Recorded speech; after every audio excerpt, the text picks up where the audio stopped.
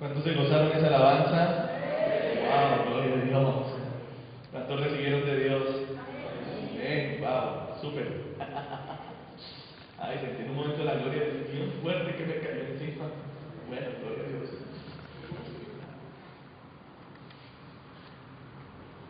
¿Usted sí está alegre hoy? ¿No está alegre? ¿Está en el cielo? Yo lo veo como en el cielo usted. Quédese ahí, pero escuche la palabra del Señor, ¿vale? Amado Espíritu Santo de Dios, nosotros pedimos en esta mañana, con toda reverencia y amor hacia ti, que nos hables por medio de tu poderosa, preciosa y profunda palabra. Señor, háblanos, y que hoy salgamos de este lugar llenos del espíritu de alabanza y de adoración. Que no pare la adoración, Señor. En el nombre de Jesús. Amén. ¿Cuántos dicen amén a eso? Que no pare la adoración, que no pare la adoración. Amén. Bueno. El día de hoy vamos a estar estudiando un poco acerca de la alabanza. ¿Cuántos quieren oír y aprender un poco acerca de la alabanza? quiere aprender? Bueno, entonces disponga su corazón y escuche hoy un pequeño estudio acerca de las 7 palabras que en el hebreo se utilizan para decir alabanza, o alabar, o exaltar, o cantar. Amén. Así que mediante estas 7 palabras vamos a estar aprendiendo grandes cosas, cosas preciosas de parte de Dios. Amén. Tenemos que entender primeramente en Hechos de los Apóstoles capítulo 16 versículo 25 hay un secreto precioso.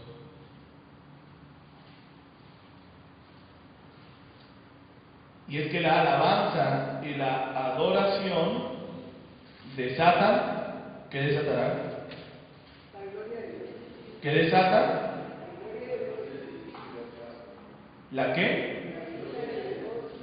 La gloria de Dios. Miren, en el 16:25 de Hechos de los Apóstoles dice: pero a medianoche, orando, Pablo y Silas cantaban himnos a Dios y los presos los oían. Amén. Todos sabemos bien lo que sucedió después, ¿verdad?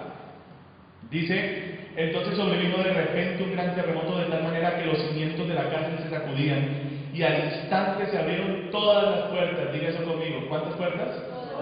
Todas las puertas se abren cuando la gloria de Dios cae en nuestras vidas. Amén. Así que hay muchas cosas en tu vida que van a ser arregladas en el momento en que tú te conviertas en un adorador de Dios. Cuando tú te conviertes en un adorador de Dios, la gloria de Dios no escaseará en tu vida, sino que será abundante, será continua, y esa gloria de Dios va a arreglarlo todo. ¿Quién me entendió ese pedazo? Quiero poner un ejemplo. La gloria de Dios en el Antiguo Testamento moraba en el propiciatorio, que era la tapa de oro que estaba sobre el arca del pacto, que contenía 3 cosas. ¿Cuántos se acuerdan? Contenía las tablas de la ley, o sea, los 10 mandamientos del decálogo, la vara de Aarón que reverdeció, y qué más, y una pequeña urna con una muestra del maná que Dios dio durante 40 años en el desierto para Israel. La tapa que había sobre esa arca, sobre esa cajita, era una tapa especial que se llamaba el propiciatorio, y sobre esa tapa habían unos querubines, unos seres de tipo angelical, espirituales, con alas, y estas alas, al juntarse una con otra, formaban algo que se llamaba la silla de la misericordia, que era el lugar donde en Yom Kippur el sumo sacerdote entraba. Yom Kippur es una sola vez al año, el día de la expiación. El sumo sacerdote entraba, primero hacía expiación por sí mismo, y luego, tomando 2 corderos, hacía expiación confesando los pecados de la nación de Israel. Y con la sangre de ese cordero, de uno de los 2 que se mataba, uno se mataba, el otro se liberaba en el desierto, llevando los pecados de Israel sobre él, lejos de ellos. Pero el otro que moría, el pago por el pecado, se tomaba la sangre y con el dedo se derramaba sangre sobre el propiciatorio para que así los pecados de Israel fueran perdonados. Eso se llamaba la silla de la misericordia. Desde ese lugar del propiciatorio era desde donde Dios le hablaba a Moisés. Entonces la gloria de Dios moraba entre los querubines allí en el arca. Dice la Biblia que llegó un tiempo muy triste en el cual se apagó, por decirlo así, el espíritu, escaseaban las visiones y todo andaba mal, porque el sumo sacerdote de Israel era un hombre un poco flojo, y los hijos de él, llamados los hijos de Elí, ahora se me olvidan los nombres de ellos, pero sus hijos, ¿cómo? Finés y Ovni, ¿era? Sí, muy bien. Ovni y Finés. Ellos 2 eran malos, y entonces en el templo del Señor fornicaban con las mujeres que se quedaban a cuidar el templo. El otro problema era que menospreciaban las ofrendas de Dios. como sacerdote de Dios tiene que apreciar mucho lo que el pueblo de Dios le da a Dios y le da a uno, porque lo que le dan a uno como siervo del Señor se lo están dando al Señor. Pero ellos tomaban por la fuerza las ofrendas. Le decían a la gente, dame aquí la ofrenda que me pertenece a mí como sacerdote. Eran violentos. A mí la verdad me ha impresionado un poco, yo lo tengo que admitir, porque yo había escuchado a mucha gente, digamos, incrédula o que no es creyente, quejarse porque en las iglesias cobraban el diezmo.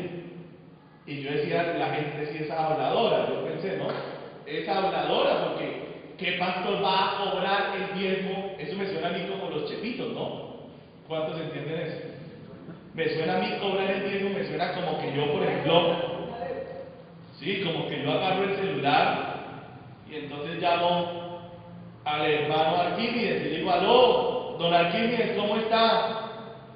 Bien, pastor, bien. ¿Cómo me le ha ido? Bien, bien. Oiga, don Arquímedes, para informarle que esta semana no vi el sobre con su diezmo. ¿Lo oyó? Para que la próxima semana puntualmente me lo traiga. Oiga, para mí eso es como de locos, ¿no les parece? Oiga, lo hacen.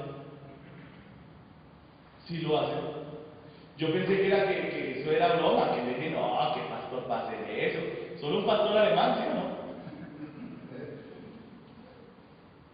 O un pastor belga. Pero hay pastores, hay iglesias, yo no lo puedo creer, pero es verdad, donde tienen lista de morosos del diezmo. Oh my God, ¿usted puede creer eso?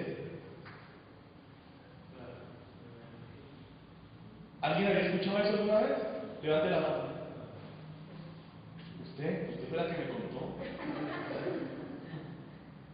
¿Sí? No lo puedo creer, ¿en serio? O sea que imagínense que marcan los sobres, pero para hacerle un seguimiento a la gente, ay Dios mío, qué cosa abominable. ¿Sí o no? Aquí usted da un sobre, pero yo no le digo márquelo, imagínense para hacerle seguimiento a sus diezmos y ofrendas. Lo que pasa es que hay una cosa, cuando una iglesia se vuelve muy poderosa financieramente, en la contabilidad se exige que se sepa quién donó y cuánto donó y qué donó, porque hoy en día les voy a explicar por qué. Resulta que hoy en día la fiscalía tiene en la mira a dos grandes lavaderos de dinero del narcotráfico. ¿Cuántos me están oyendo? Primer lavadero de dinero súper, hiper, mega grande, los moteles y residencias. Ustedes no se dieron cuenta que de un tiempo para acá los moteles pasaron de ser, o las residencias, unos edificios y de repente uno pasaba por Chapinero y eso ahora era un edificio, pero el edificio. Y decía, amores locos, entra aquí, luces de neón, una cosa así. Y me decía, oiga, pero yo pensé, no, oiga, pero la gente está como que invirtiendo mucha plata en estos temas. Pensé yo, porque usted sabe cuánto cuesta edificar un edificio de ese tamaño. Pues resulta que un compañero mío, en su especialización de Derecho Penal, la tomó con un fiscal de alto nivel, y resulta que el hombre le contaba que los narcotraficantes están haciendo edificios inmensos de residencias. Entonces, según los libros de contabilidad de ellos, todos los días, todas las habitaciones están llenas. O sea, entran dos pacientes, pero ellos ponen lleno total todo el día y así sacan esos dólares sucios, esos pesos sucios del narcotráfico, los meten en su cama. Chan, chan, ¿cuánto hicimos hoy? No, hoy hicimos 10 millones de pesos. 10 millones de pesos que eran del narcotráfico ahora entran a circular en la vida cotidiana de los colombianos por medio de esa forma. Pero el segundo gran lavadero de dinero es la iglesia cristiana. Entonces el narco le dice al pastor, pastor, mire, nosotros lo queremos mucho, queremos apoyarlo. Y el pastorcito mentiroso, ¿qué digo? El pastor llega y dice, claro que sí, querido narcotraficante, ¿cómo es el negocio? Es fácil. Nosotros le vamos a meter a usted una ofrenda en la iglesia de 1.000 millones de pesos. De esos 1.000 millones de pesos realmente se van a quedar 200 para usted. Y los otros 800 usted los tiene que volver a donar para nosotros. ¿Entendía el negocio o no? Sí, señor. Y entonces así están lavando dinero a dos manos. Entonces una cosa que la ley está pidiendo y que los de la DIAN están exigiendo y que nosotros todavía no estamos poniendo por obra, porque pues, no somos una iglesia que diga uno, uy, qué mover de dinero tan terrible, pero sí están pidiendo eso, ¿verdad que sí, contadores públicos? Están pidiendo eso, que se sepa quién donó y cuánto donó para evitar el lavado de activos. Terrible, ¿verdad? Pero hermano amado, enterarse uno que eso que se supone que es para la contabilidad de la iglesia, para darle transparencia a la iglesia, para que no tengan nada de qué acusarnos, se esté usando para cobrarle a los hermanos un diezmo que es algo que uno da porque uno quiere, a quien quiere y como quiere. ¿Cuántos dicen amén? Imagínense eso. A mí eso me deja aterrado. Yo no lo podía creer, pero es verdad. Y ese pecado que están cometiendo estos pseudopastores y estas pseudoiglesias cristianas horrendas, ese pecado es el mismo pecado que Ofni y Finés estaban haciendo en el templo del Señor, en el tabernáculo, con su papá Elí. ¿Qué dice la Biblia? Que por causa de la actitud de estos dos sacerdotes, Ofni y Finés, la gente empezó a menospreciar las ofrendas de Dios. ¿Y qué está pasando hoy en día en Colombia? La gente habla bien de la ofrenda para Dios. La gente dice qué bendición, yo quiero ir a dar diezmo, ofrenda en la iglesia cristiana porque esa gente es íntegra, porque de verdad ya se usa en la obra de Dios. ¿Sí han oído eso? ¿Cuántos se han subido al taxi y han oído que los taxistas dicen, wow, esos pastores son maravillosos, yo quisiera rápido vender este carro y dar, llevar rápido 10 millones de pesos allá a la iglesia cristiana porque esa gente sí trabaja para Dios? ¿Han oído eso? ¿Qué se dice? Menosprecian las ofrendas de Jehová. O sea, que ahora las ofrendas de Dios están en boca de todos los impíos. ¿Por causa de quiénes? De los sacerdotes.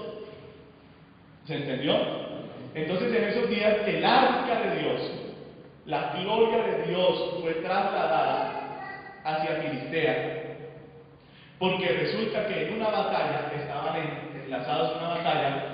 Entonces los geniales sacerdotes del Señor, Ofni y Finés, que eran geniales, porque usted ya ve la calidad de tipejos que eran, dijeron no, para poder ganar la batalla lo que tenemos que hacer es llevar el arca de Dios, como si la gloria de Dios pudiera ser manipulada por un pecador.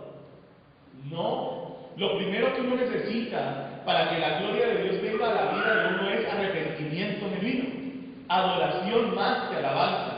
Y ahorita vamos a estar explicando y enseñando la diferencia entre la adoración y la alabanza. Pero oiga esto, ellos dijeron que llevemos el arca como un abuelo, como un arma. Y llegó el arca al campamento de Israel. ¿Y qué cree que pasó? ¿Quiénes ganaron? ¿Los israelitas o los filisteos? Pero la gloria de Dios no estaba ahí. Sí, pero la gloria de Dios puede ser tu juicio o puede ser tu bendición. ¿Quién me entiende? Depende de ti. Pero que Dios es fiel y es bueno, es bueno. Pero el problema es que el hombre no es bueno. Esa es la diferencia. Ahora, el arca se va, pero el arca es el arca. O sea, Dios es el Dios tuyo. Y tú tienes que entender eso. Dios no es Dios del impío. Dios no tiene nada que ver con el pecador. Pero es Dios de su pueblo. Y entonces estos tipos metieron el arca de Dios en el santuario de su Dios, que se llamaba, ¿cómo se llamaba ese bicho? Dagón. ¿Quién sabe cómo era Dagón? Era la mitad pescado, la mitad hombre, porque era una sociedad que vivía ¿de qué? De la pesca y del mar y del comercio marítimo.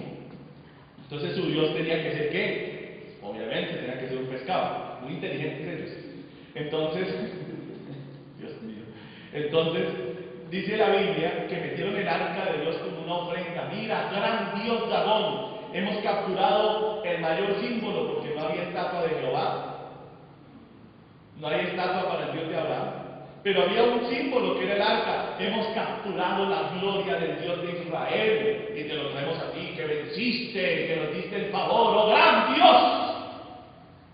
Bueno, cerraron las puertas y se fueron a dormir. Al siguiente día llegaron los sacerdotes de Dagón y abrieron el templo y estaba Dagón boca abajo, ¡pum!, al frente del arca, como si estuviera adorándola, con las manos cortadas y la cabeza cortada. Y los sacerdotes dijeron, uy, ¿qué te pasó, Dagón? ¿te has postrado ante el Dios de Israel? La respuesta es sí, porque aunque los hijos de Dios no sepan valorar ni vivir con la gloria de Dios, la gloria de Dios sigue siendo la gloria de Dios. Y Él no va a permitir que ningún Dios se señoree. No, Señor, Él es el Señor. Él no le va a permitir al diablo que lo ponga ahí de tapete. O el diablo se pone de tapete ante el Señor. Amén. Así pasó. La tierra de Filistea se llenó de plagas, de tumores, de ratones. Estaban desesperados. Ciudad donde llegaba el arca, llegaban plagas y los filisteos decían: ¿qué hacemos? Nos parece que como que el problema es el arca, dijeron, devolvamos este asunto a los israelitas, porque ese es el Dios de ellos. ¿Para qué nos las damos aquí, machos, si nos está matando?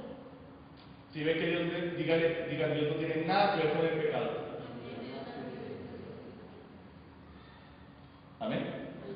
Pero es Dios del pecador arrepentido que confía en la sangre de Jesús. ¿Está aprendiendo usted buena teología o está usted aprendiendo mala teología? Amén. En fin, que el arca de Dios vuelve a Israel. Qué bendición, qué hermosura. Y bueno, después de esto viene otro episodio más adelante donde David quiso coger el arca de Dios que se encontraba en un lugar y llevarla a Jerusalén, a Sión, que era la ciudad donde estaba David. Entonces la montaron en un carro con unos bueyes, cuando la Biblia dice que el arca del pacto tiene que ser cargada por levitas. ¿Cómo? Eso nos enseña otra cosa sobre la gloria de Dios. ¿Qué nos enseña? Que para cargar la gloria de Dios hay que cargarla como Dios dice que hay que cargarla. O sea, quien hace la voluntad de Dios tiene la gloria de Dios. ¿Qué es pecado, pastor Paco? Pecado es la rebelión contra Dios.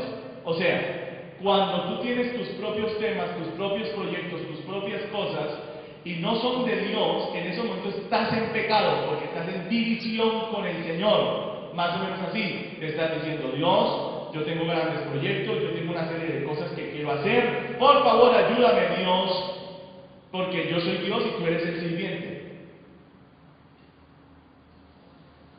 ¿Cómo les parece eso? Pero ¿qué hizo Jesucristo, el Hijo de Dios, el grande de los grandes? ¿Qué le dijo Él? Padre, yo no quiero tomar esta copa, está terrible, esta sí está dura. ¿Cuántos han pasado por pruebas duras? ¿Y cuántos le han dicho: Señor, yo no quiero beber esta copa? ¿Ah? ¿Y cuántos después de eso han dicho: pero no se haga mi voluntad sino la tuya? ¿Ah? ¿Para dónde se fueron? Escúchame, cuando tú decides postrarte a Dios para hacer su voluntad y no la tuya, aunque tú tengas pretextos, aunque tú tengas buenas ideas, aunque tú tengas muchos argumentos, yo te digo, tu mente y mi mente no llegan a nada en comparación a la mente de Dios. Por eso Él dice: mis pensamientos no son tus pensamientos, porque como son más altos los cielos que la tierra, así son mis pensamientos más altos que los tuyos. Como quien dice, tú te crees que sabes, pero tú no sabes nada. El día de ayer, quiero poner un ejemplo. Estábamos hablando con una persona. Ella estaba preocupada porque una familiar de esta persona había tenido un sueño. El sueño era el siguiente.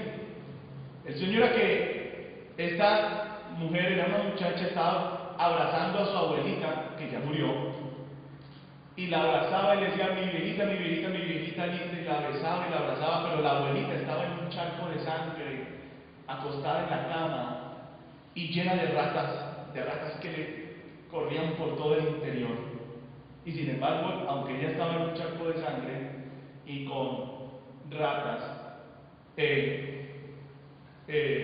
ella la abrazaba. Entonces me contaron ese sueño muy preocupados. Entonces me dijeron: ¿qué significará eso? Yo dije: bueno, es como un espíritu de muerte y es como hechicería y brujería, ¿verdad? Entonces le dije: pero sin embargo tenemos que ¿qué? Orar. Porque una cosa es la interpretación que yo le doy a un sueño, y otra cosa es cuando un sueño es de Dios, que está en figuras, en misterios, el único que puede dar la interpretación es Dios.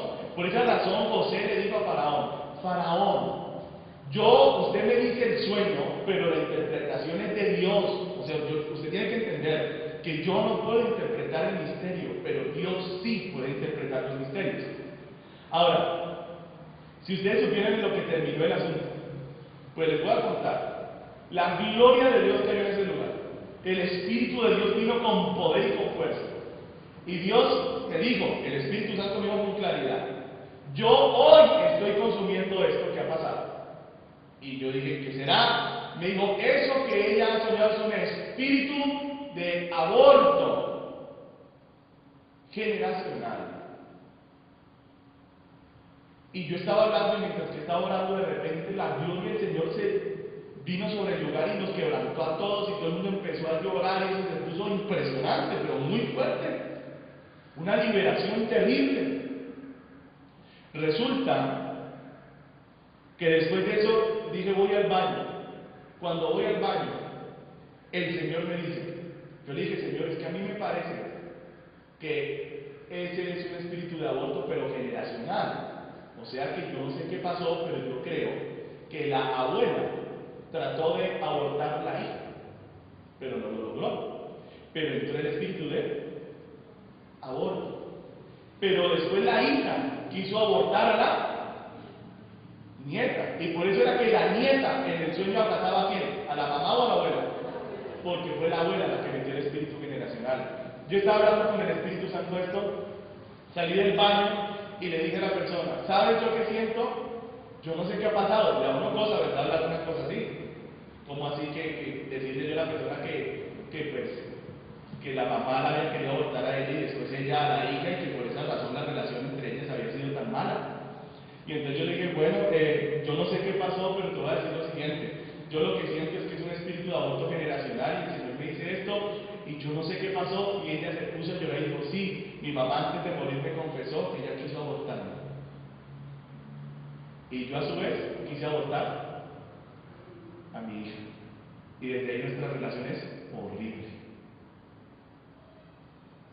Entonces, una cosa es lo que tú y yo pensamos, una cosa es la interpretación que tú y yo damos de las cosas de Dios, pero otra cosa es lo que Dios dice de una situación o de las cosas. ¿Quién dice amén? Entonces, lo sabio, la inteligencia grande que tú tendrás es entender que Dios es más inteligente que tú, que Dios es más sabio que tú, que Dios es más poderoso que tú, y que postrarse a Dios y pedir dirección a Dios y pedir los planes de Dios es más sabio que poner mis planes a la orden de Dios. ¿Quién me entendió? ¿Sí me entendieron? Porque es que tú tienes un nivel de pensamiento como el mío, que somos hombres. Unos son más inteligentes, otros menos. Pero ¿qué hombre se compara con la mente de Dios? ¿Será que Dios puede dar estrategias? ¿Será que Dios puede dar salida a lo que te está pasando? ¿Será que Dios tiene luz para hablarte? Amén.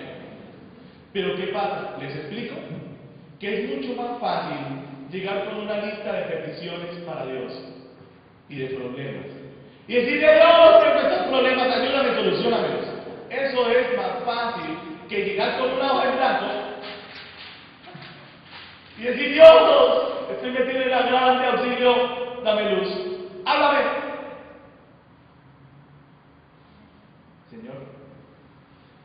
Señor, ¿quién me está entendiendo? Porque recibir las cosas de Dios te va a costar. Te va a costar horas de oración, no media ni 15 minutos. Te va a costar doblegar tu carne, tus pensamientos, tus sueños, tus cosas que tú quieres. Cuando tú saques de ti la codicia, ese día vas a recibir mucho más de Dios. Porque todo eso es reflejo de qué? De mi querer. ¿Qué es la codicia? Lo que yo quiero. Pero tienes que cambiar tu mente, porque estás hecho un desastre así. Tienes que cambiar tu mente por la mente de Cristo. ¿Y cómo pensaba Jesús? Yo siempre hago la voluntad de mi Padre. ¿Cuántos podrían decir eso hoy en la iglesia cristiana a nivel mundial? Que siempre hacen lo que a Dios le agrada o la voluntad de Dios.